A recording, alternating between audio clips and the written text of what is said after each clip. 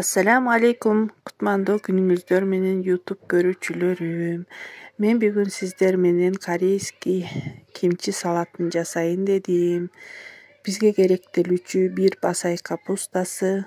Аны биз жууп тазалап алабыз дагы, тышкы кир кабыктарын сыйрыйбыз да 4кө бөлүп алабыз. Мындай кылып башын кесип туруп, мындай сыдырсак 4кө бөлүнөт. Бычак менен кессек, учтары майдаланып калат. Ошондуктан биз мындай кылып экиге, андан кийин 4кө бөлүп алабыз. 4кө бөлүп алгандан кийин туздан алып этине себебиз. Көптөн эле коркпостон себе берсеңиздер болот.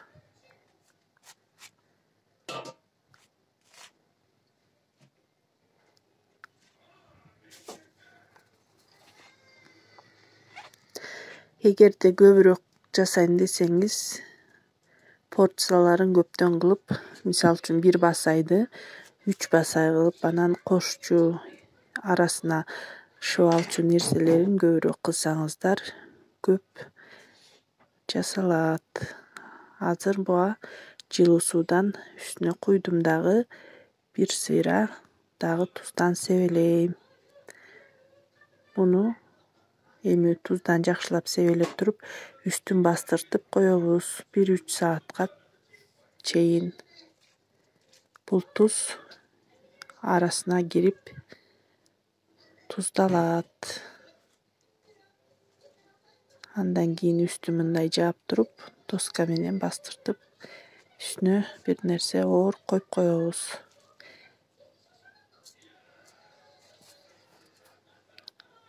2 сааттан 4 саатка чейин койсоңуздар болот. Андан кийин 1 литр же сууну мындай табакка, темир табакка же кастрюляга куюп алабыз дагы. Ундан салабыз. 4 кашык же 5 кашык салабыз. Анан муздак сууга салгандан кийин бул жакшы эзип туруп, анан плиткага коюп коебуз. Жакшылап улунду сууга эзебиз, чалып мынтип. Жакшы эзилгенден кийин муну каша сымал болгуча плиткага коебуз дагы, кайнатабыз. Бул кайнап келатканда эле уже коюла баштайт.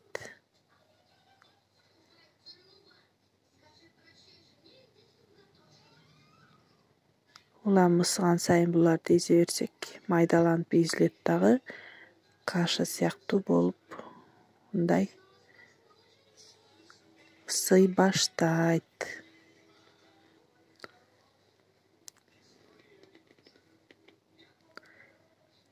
Андан кийин бул ысып ботко каша сыяктуу болгондон кийин буга биз специяларын кошобуз.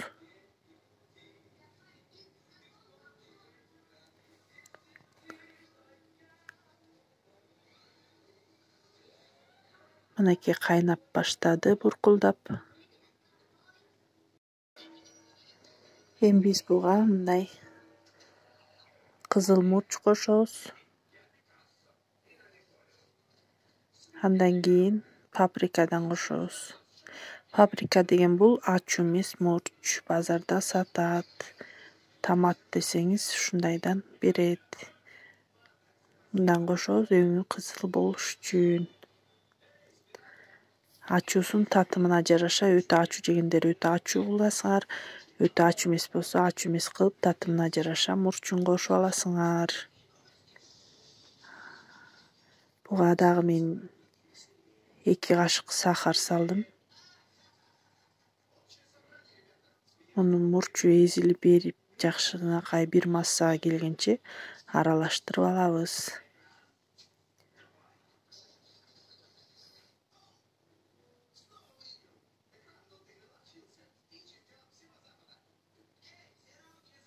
Эгерде ким паприкасы жок эле ачуу мурч менен жасайм десе, Анда паприканын ордуна томат, кызыл томат кошсоңуздар болот, томат пастасын кошсоңуздар болот. Буну эми алып коебуз дагы биз капустаны жуйбуз.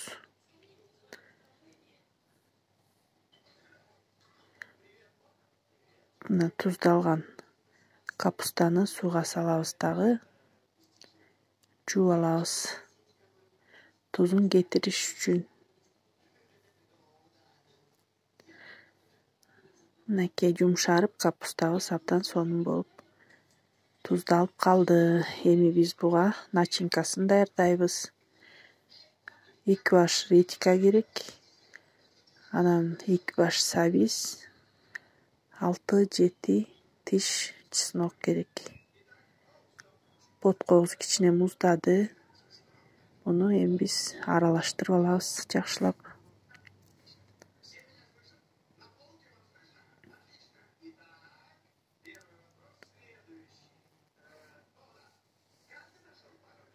Мынакей эмеси, начинкасы даяр. Эми четинен коюп биз туздалган капустабызга мынтип начинканы сүйкөп салабыз арасына. Ар бир жалбырагын ачабыз дагы жакшылап сүйкөйбүз.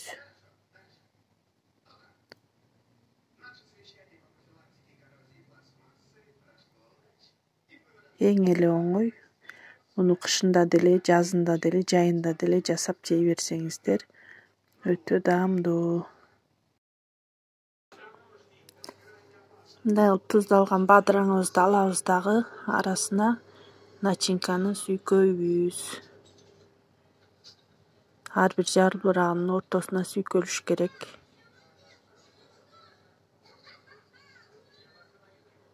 Жасасаңыздар абдан оңой, жеңил жасалат.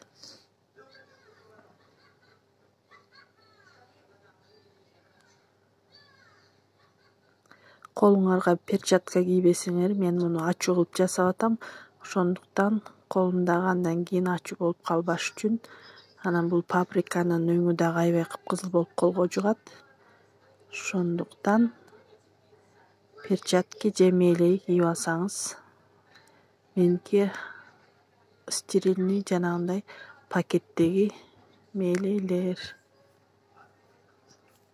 Ушундай кийсеңер ыңгайлуу, атегиндей салафановый кийсеңиздер колуңуздардан шыпырылып кыжалат кылат кишини жасап атканда.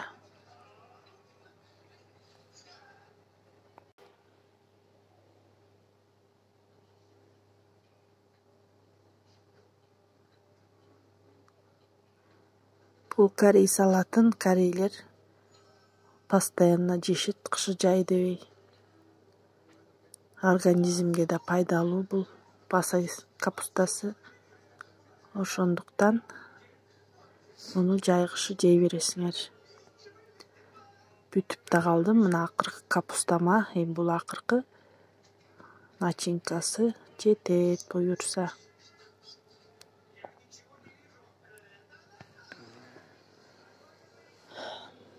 Мынакей, мен дагы салатым бүтүп калды. Эми муну биз эт менен же күрүч менен жесек абдан даамдуу болот. Мен азыр ганфан бышырам буга. Бизде ганфанды жанагындай перец менен жасасак балдар жебейт. Күрүчтүн өзүн бышырып туруп эле жумуртка кууруп, анан жумуртканы чала кууруп туруп, ошону менен кимчи менен жейбиз. Мынакей жасап бүттүм. Муну контейнер болсо контейнерге салып, холодильниктин үстүнө салып койсоңуздар көпкө турат. Же болбосо мындай чашканын үстүнөн жаап туруп, муздак жерге коюп койсоңуз дагы турат. Эми мен аз эле жасадым. Муну биз 2-3 күндө эле жеп бүтүрөбүз. Улам свежий жасап турсаңыздар жакшы болот. Салатым менин бүттү. Ганфаным дагы бышты. Тамагыңыздар таттуу болсун, сиздер да жасаңыздар, жеңиздер. Менин каналыма катталыңыздар. Баарыңыздарга чоң рахмат көргөнүңөргө.